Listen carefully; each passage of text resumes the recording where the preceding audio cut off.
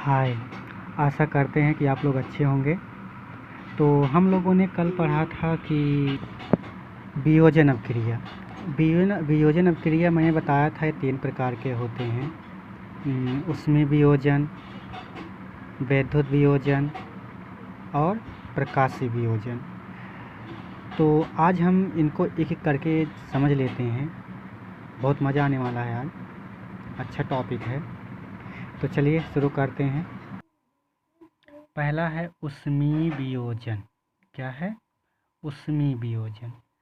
वियोजन का मतलब क्या है कि मतलब एक अभिकारक होगा, वह 2 या 2 से अधिक उत्पाद बनाता है, वही तो कहलाता है वियोजन। तो वियोजन में पहला है ऊष्मीय वियोजन। मतलब ऊष्मीय का मतलब क्या है? ऊष्मा अर्थात ताप, गर्मी। मतलब अभिकारक को यदि ताप दिया जाए, ऊष्मा दिया जाए, तो उसके द्वारा जो वियोजन होता है अर्थात ऊष्मा या गर्मी के द्वारा अभिकारक का जो वियोजन होता है वही कहलाता है ऊष्मीय वियोजन। मतलब ऊष्मा के द्वारा किया गया वियोजन ही ऊष्मीय वियोजन कहलाता है। समझ में आया ना? नाम में ही छिपा है ऊष्मीय वियोजन। मतलब अभिकारक को ऊष्मा या गर्मी के द्वारा किया गया वियोजन ही ऊष्मीय वियोजन कहलाता है। चलिए एग्जाम्पल से हम लोग समझ लेते हैं कैसे होता है। देखिए जैसे CaCO3 अर्थात कैल्शियम कार्बोनेट है। ठीक, CaCO3 सॉलिड इसलिए लिखा गया है यस। इसको क्या दिया जाता है? ऊष्मा। क्या किया जाता है? ऊष्मा दिया जाता है। तो यह क्या होता है? इसका वियोजन हो जाता है। अर्थात एक हो जाता है calcium oxide CaO plus carbon dioxide CO2। एक गैस है तो इसको लिखेंगे G से, ये सॉलिड है इसको लिखेंगे S से। ठीक, कैल्शियम कार्बोनेट था CaCO3, इसको ऊष्मा दिया गया। एक इसका क्या हो गया? वियोजन अर्थात CaO calcium oxide plus CO2। ऊष्मीय वियोजन मतलब अभिकारक को ऊष्मा देने पर जो वियोजन होता है वही कहलाता है ऊष्मीय वियोजन। तो आप लोगों ने एग्जाम्पल भी देख लिया। कैल्शियम कार्बोनेट को ऊष्मा दिया गया, उसका वियोजन हो गया कैल्शियम ऑक्साइड और कार्बन डाइऑक्साइड में। समझ में आया ना? चलिए ठीक है, आगे देखते हैं वैद्युत वियोजन।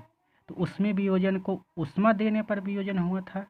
ये विद्युत वियोजन है, जिसमें विद्युत धारा के प्रवाहित होने के कारण जो वियोजन होता है वही कहलाता है वैद्युत वियोजन। ठीक, देखो विद्युत वियोजन मतलब विद्युत धारा के प्रवाहित होने के कारण होने वाला वियोजन ही विद्युत वियोजन कहलाता है। ठीक, तो एग्जाम्पल देख लेते हैं। जैसे जल ले लेते हैं 2H2O। ठीक, इसमें विद्युत धारा प्रवाहित किया गया तो टूट कर क्या होगा? अलग अलग इसका वियोजन हो जाएगा। एक हो जाएगा 2H और प्लस क्या हो जाएगा O2। दोनों गैस हैं, दोनों क्या लिखेंगे? G और G। H2O क्या है? लिक्विड है ना, तो यहाँ क्या लिखा जाएगा? L। ठीक है, आप लोग समझ लीजिएगा। अगला है प्रकाशीय वियोजन। क्या है? प्रकाशीय वियोजन मतलब सूर्य के प्रकाश की उपस्थिति में जो वियोजन होता है। मतलब प्रकाश की का मतलब क्या है? जो प्रकाश देने पर जिसका वियोजन हो जाए, जो प्रकाश की उपस्थिति में जिसका वियोजन हो जाए वही तो होगा प्रकाशीय वियोजन। ठीक, तो सूर्य के प्रकाश की उपस्थिति में होने वाला वियोजन ही प्रकाशीय वियोजन कहलाता है। ठीक है, सूर्य के प्रकाश की उपस्थिति में होने वाला वियोजन ही प्रकाशीय वियोजन कहलाता है। जैसे एग्जाम्पल देख लीजिए। देखिए जैसे क्या था, सिल्वर क्लोराइड था, इस पर सूर्य का प्रकाश पड़ा, ये टूट गया सिल्वर और क्लोराइड में अर्थात Ag और Cl में। ठीक, तो ये जो प्रकाशीय वियोजन होता है, इस अभिक्रिया का उपयोग श्याम श्वेत फोटोग्राफी में किया जाता है। ठीक है, एग्जाम के लिए बहुत ही इम्पोर्टेंट है। ऑब्जेक्टिव क्वेश्चन पूछता है कि किस वियोजन का प्रयोग श्याम श्वेत फोटोग्राफी में किया जाता है। श्याम श्वेत फोटोग्राफी मतलब जानते हो ब्लैक एंड वाइट फोटोग्राफी बनाने में। तो ब्लैक एंड वाइट फोटोग्राफी बनाने में किस अभिक्रिया का प्रयोग किया जाता है? प्रकाशीय वियोजन का किया जाता है। ठीक, तो ऊष्मीय वियोजन, विद्युत वियोजन, प्रकाशीय वियोजन, समझ में आया? उम्मीद करते हैं समझ में आया होगा। तो ऊष्मीय वियोजन मतलब अभिकारक को ऊष्मा या गर्मी देने पर जो वियोजन होता है उसे ऊष्मीय वियोजन कहते हैं। वैद्युत वियोजन, विद्युत धारा के प्रवाहित होने के कारण होने वाला वियोजन वैद्युत वियोजन कहलाता है। प्रकाशीय वियोजन, सूर्य के प्रकाश की उपस्थिति में होने वाला वियोजन प्रकाशीय वियोजन कहलाता है। और प्रकाशीय वियोजन का उपयोग कहाँ किया जाता है? ब्लैक एंड वाइट फोटोग्राफी बनाने में, अर्थात श्याम श्वेत फोटोग्राफी बनाने में। तो ये हो गया वियोजन अभिक्रिया। संयोजन अभिक्रिया हो गया, वियोजन अभिक्रिया हो गया। तीसरा है विस्थापन अभिक्रिया। अभिक्रिया के प्रकार में तीसरा क्या है? विस्थापन अभिक्रिया। विस्थापन का मतलब क्या है? कि किसी को विस्थापित कर दे। आपको एक मैं थोड़ा सा स्टोरी बताना चाहूँगा।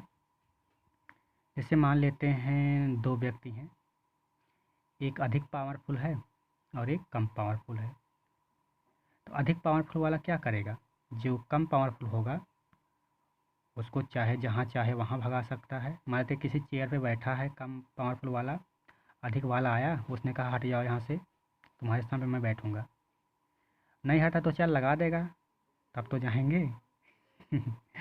ठीक है, तो वहाँ लगाने वाली बात नहीं है, उसको देख के ही हट जाएगा। तो वही चीज़ अधिक पावरफुल वाला क्या करेगा?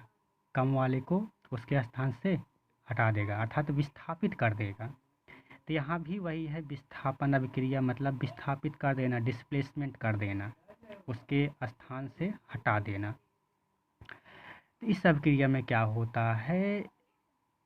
दो तत्व होंगे, एक अधिक अभिक्रियाशील तत्व होगा और एक कम अभिक्रियाशील तत्व होगा। वही मैंने बताया, अधिक पावरफुल और कम पावरफुल।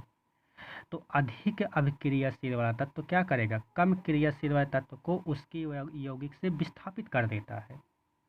ठीक है, विस्थापन अभिक्रिया में अधिक क्रियाशील वाला तत्व कम क्रियाशील वाले तत्व को उसके यौगिक से विस्थापित कर देता है, यही कहलाता है विस्थापन अभिक्रिया। ठीक है, विस्थापन अभिक्रिया में क्या होता है कि अधिक क्रियाशील वाला तत्व कम क्रियाशील वाले तत्व को उसके यौगिक से विस्थापित कर देता है। इस प्रकार की अभिक्रिया को ही विस्थापन अभिक्रिया कहते हैं। एग्जाम्पल देख लीजिए, जैसे या फिर आयरन है, कॉपर सल्फेट CuSO4। ठीक है, आयरन CuSO4। अब यहाँ देखना, यहाँ Fe, यहाँ पे CuSO4 अर्थात कॉपर सल्फेट और लोहा। यहाँ पे आप लोग देख रहे हैं ये जो लोहा है अर्थात जो आयरन है ये Cu से अधिक क्रियाशील है, इसकी क्षमता इससे अधिक है। तो ये क्या करेगा? इसको यहाँ से हटा देगा। ठीक है, तो यही हुआ, Fe ने Cu को डिस्प्लेसमेंट कर दिया, अर्थात विस्थापित करके उसके स्थान पे स्वयं आ गया और Cu क्या हो गया? इसके यौगिक से अलग हो गया। तो यहाँ पे क्या, यहाँ CuSO4 था, Cu के स्थान पे F आ गया, तो हो गया FeSO4 और Cu क्या हो गया? अलग हो गया। ठीक है, यही होता है विस्थापन अभिक्रिया, मतलब अधिक क्रियाशील वाला तत्व कम क्रियाशील वाले तत्व को उसके यौगिक से विस्थापित कर देता है। तो Fe ने क्या किया? Cu को उसके स्थान से हटा के स्वयं आके बैठ गया, तो हो गया जहाँ CuSO4 था वहाँ पे FeSO4 हो गया और कॉपर Cu अलग हो गया। तो कॉपर सल्फेट था तो यहाँ क्या बना लिया? आयरन सल्फेट, और Cu अर्थात कॉपर अलग हो गया। ठीक, समझ में आया ना? ठीक, तो संयोजन हो गया, वियोजन हो गया, विस्थापन हो गया। अगला है द्विविस्थापन अभिक्रिया। तो द्विविस्थापन अभिक्रिया में क्या होता है? इसमें उत्पाद के निर्माण के लिए दोनों यौगिकों के बीच आयनों का आदान प्रदान होता है। आयन मतलब जानते हो ना, धन आयन और ऋण आयन, पॉजिटिव और नेगेटिव चार्ज। तो यहाँ पे जो आयन होते हैं उनके बीच आदान प्रदान होता है, दोनों यौगिकों के आयनों के बीच आदान प्रदान होता है, तो वही कहलाता है द्विविस्थापन अभिक्रिया। मतलब इस अभिक्रिया में उत्पाद के निर्माण के लिए यौगिकों के आयनों के बीच आदान प्रदान होता है, वही कहलाता है द्विविस्थापन अभिक्रिया। ये देख लेते हैं किस प्रकार से होता है।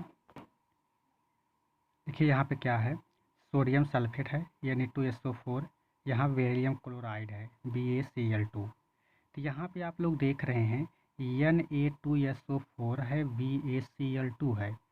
Na2, ठीक है, ये कहाँ चला गया है, NaCl बना लिया है यहाँ, और यहाँ जहाँ Na2 था वहाँ पे क्या आ गया है, BaSO4 हो गया। अर्थात ऐसा क्यों हुआ, यहाँ पे आयनों का आदान प्रदान कैसे हो, देख लेते हैं। देखिए, जो Ba होता है अर्थात Ba, इस पे 2 पॉजिटिव होता है, क्या होता है, 2 पॉजिटिव होता है। और जो SO4 होता है इस पे जो है 2 नेगेटिव होता है। तो यहाँ पे 2 पॉजिटिव 2 नेगेटिव, इन दोनों का आपस में आदान प्रदान होता है। तो जब 2 पॉजिटिव मिलेगा अर्थात 2 प्लस मिलेगा, 2 माइनस मिलेगा, तो क्या बना लेगा, 0। ठीक, इसलिए दोनों मिल करके 0 बनाते हैं, बना लेते हैं BaSO4। अर्थात यहाँ पे दोनों के आयनों का क्या हुआ, आदान प्रदान हुआ। ठीक है, तो जिस भी अभिक्रिया में आयनों का आदान प्रदान होता है वही कहलाता है द्विविस्थापन। अब क्या कहलाता है, द्विविस्थापन अभिक्रिया। यहाँ भी देखिए वही हुआ है, Na2SO4 है, क्या है, Na2SO4 BaCl2। तो यहाँ पे क्या, SO4 और Ba में दोनों आयनों का आदान प्रदान हुआ, तो बना लिया BaSO4, और NaCl एक साथ हो गए, बना लिया NaCl अर्थात सोडियम क्लोराइड। ये सोडियम सल्फेट था तो बना लिया बेरियम सल्फेट, और बेरियम क्लोराइड था, ये दोनों Na मिल करके, सॉरी, Na और Cl मिल करके बना लिए सोडियम क्लोराइड अर्थात NaCl। ठीक, और बेरियम सल्फेट जो होता है ये सफ़ेद आबिले अवक्षेप बनाता है। जैसे समझते हैं कैसे, मान लेते हैं यहाँ पे एक कोई बर्तन है, ठीक, इसमें यहाँ तक पानी मिला हुआ है। तो इसमें जब दोनों अर्थात सोडियम सल्फेट और बेरियम क्लोराइड मिलाया जाता है तो यहाँ पे कुछ अवक्षेप आकर के इकट्ठा हो जाते हैं, सफ़ेद कुछ आबिले होते हैं वो इकट्ठा हो जाते हैं, कहलाता है क्या, सफ़ेद अवक्षेप। अर्थात जब सोडियम सल्फेट और बेरियम सल्फेट का विलयन मिलाया जाता है, किसी बर्तन में किसी पात्र में मिला दिया जाता है, तो उसमें आबिले कुछ पदार्थ नीचे बैठ जाते हैं तली में सफ़ेद रंग के, वही कहलाते हैं सफ़ेद अवक्षेप। ठीक, चलिए अगला है, बहुत ही इम्पॉर्टेंट है, एग्जाम में बहुत पूछा जाता है कि उपचयन और अपचयन अभिक्रिया किसे कहते हैं। ठीक है, उपचयन और अपचयन अभिक्रिया किसे कहते हैं। तो उपचयन में क्या होता है, देखो बहुत ही इजी है। उपचयन अभिक्रिया जो होता है उसमें पदार्थ में ऑक्सीजन की वृद्धि हो, ठीक है, किसी पदार्थ में यदि ऑक्सीजन की वृद्धि होती है तो उसे कहा जाता है उपचयन अभिक्रिया। देखो दो चीज़ें हैं, चाहे ऑक्सीजन की वृद्धि हो और चाहे हाइड्रोजन की कमी हो, दोनों में से अगर एक भी चीज़ होता है तो वो कहलाता है उपचयन अभिक्रिया। उपचयन, ठीक है, समझना ध्यान से, उपचयन में ऑक्सीजन की वृद्धि हो या हाइड्रोजन की कमी हो तो ऐसे अभिक्रिया को ही क्या कहा जाता है, उपचयन अभिक्रिया। अपचयन में इसका उल्टा है, अपचयन में क्या है, पदार्थ में हाइड्रोजन की वृद्धि हो या ऑक्सीजन की कमी हो। ठीक है, यदि हाइड्रोजन की वृद्धि होती है ऑक्सीजन की कमी होती है तो अपचयन अभिक्रिया कहलाती है, और यदि पदार्थ में ऑक्सीजन की वृद्धि हो और हाइड्रोजन की कमी हो तो वो कहलाता है उपचयन अभिक्रिया। चलिए एग्जाम्पल से समझते हैं। ठीक है, जैसे C+O2 है, अर्थात कार्बन को जलाया जाता है, सॉरी, C+O2 कार्बन को जलाया जाता है, जलाया जाएगा तो ऑक्सीजन के संपर्क में आएगा, श्योर है।